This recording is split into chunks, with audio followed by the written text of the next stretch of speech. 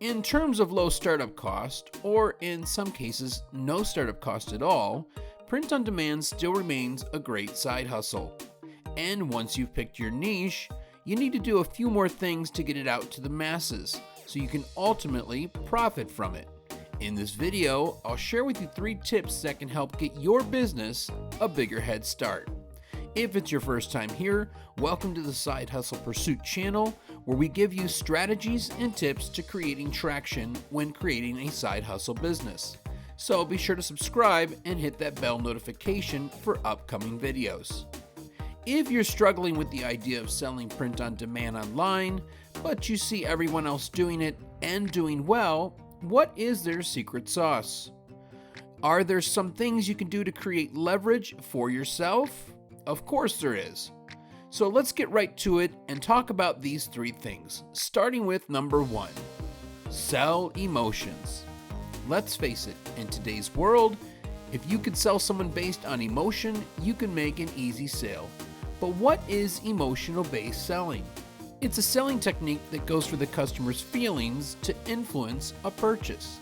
So rather than using logic or features of what's being sold in hand, it's a form of marketing that will appeal to prospects and customers. Let me explain. People don't always care so much about the material of the shirt or how vibrant the colors are, but leave a message on the table that they're connected to and they'll buy it. Let's say you love dogs, but specifically pugs. And let's say you like rock bands. There's a good chance if you see a rockin' pug on a t-shirt, you've got to have it. Lots of big brands use this technique because they ultimately want to be associated with that brand. For example, Coca-Cola had a promotion in 2015 called Choose Happiness. It was a promotion that encouraged consumers to share their experiences and happy memories that made them feel happy that summer. They knew by doing this as an advertiser, they could create more engagement with their audience. While this isn't a print-on-demand example, you could see how powerful it could really be. Making a statement that aligns with the consumer is great emotional-based selling. There's no doubt in a highly sensitive political climate that we live in, there are a lot of campaigns you can run for shirts that'll work. It doesn't matter what party line you're on. When you put a statement on a shirt, you're making a statement that somebody believes in. Even if you're from another country, all you have to do is look at the social issues. Chances are there's a message you can put on a shirt that will relate to those people. You may have seen a one-word shirt before. It's a statement that could even consist of just one word. Do a search for what are the top 10 social issues. You'll be surprised how much info can help you target your audience, as you will get ideas from using something like this and come up with that one word from one social issue. Take the time to take that one word and write it as a hashtag. This is a pretty common trend. Whatever the case, sell the emotion and not the product. Number 2, expiration time. I'm sure you've seen it on infomercials. I'm sure you recall a time seen, act now before the special ends. You may have seen a post through a Facebook feed that said, for a limited time only. An expiration time is a great psychological sell and could ultimately give your visitor that nudge you need. Now, you might be thinking, isn't it kind of deceptive? And I guess it would be depending on the person you talk to. But there's a good chance you stumbled upon a website with even a countdown clock and bought something. Again, this technique will give the visitor a sense of urgency to buy, and at the end of the day, it's all about sales, right? So let's say you're selling golf shirts. You've taken the time to set up a Facebook business page for it, you've joined Facebook groups related to golf, but you're still trying to sell it without selling it. A simple post can look like this: going fast. Get this one-of-a-kind golf shirt while supplies last. Or get this shirt in the next 24 hours before they're all gone. Coming up with the right wording may take a little time. You don't want to just advertise the shirt with what it says.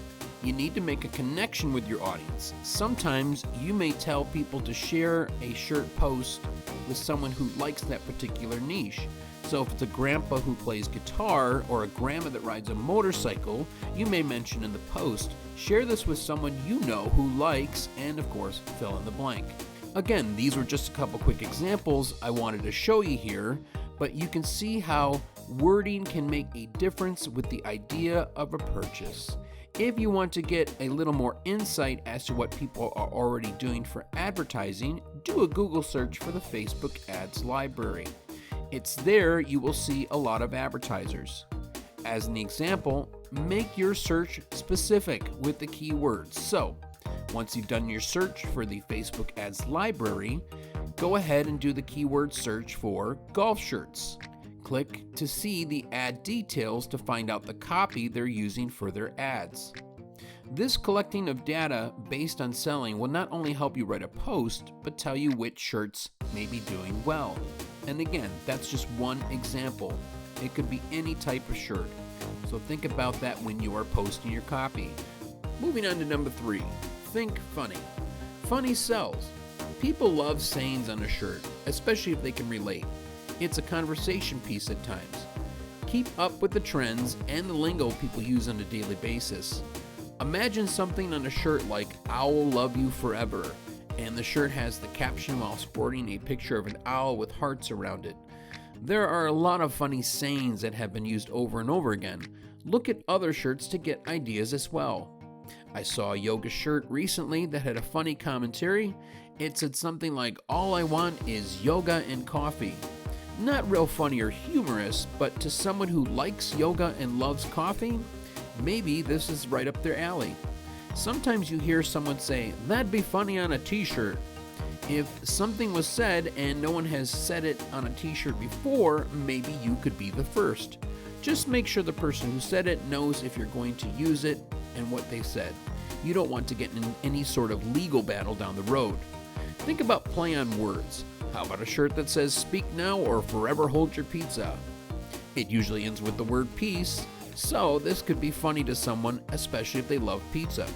Pay attention to people's likes on Facebook of things. It says a lot about their interests, and you could possibly cash in on it. So if they're into a certain niche, they may be your target audience.